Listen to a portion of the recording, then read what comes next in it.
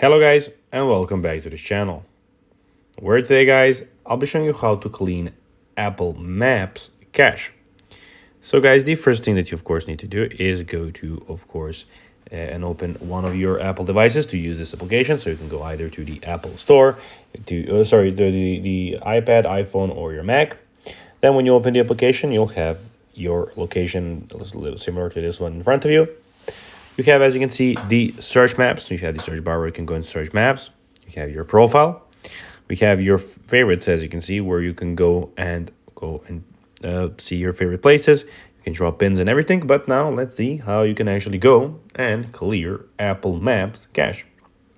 So once you're on your iPhone or iPad, go to Settings. Then after that, you need to go and tap on Privacy.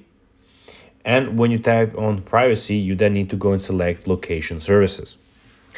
After tapping on the location services, scroll down and tap on System Services. When you're in the System Services, then you just need to go and click on Significant Locations. Tap on Clear History. You may need to enter your passcode or use Touch ID or Face ID, of course, if necessary. This will clear the cache and rest your location history in Apple Maps. So guys, that will be everything for this video.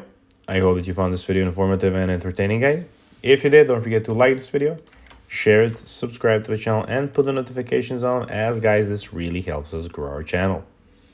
So if you have a few seconds, it will be pretty cool if you could do this for us. So guys, that will be everything for this video. I hope that you enjoyed it. And guys, as always, I'll be seeing you in the next video.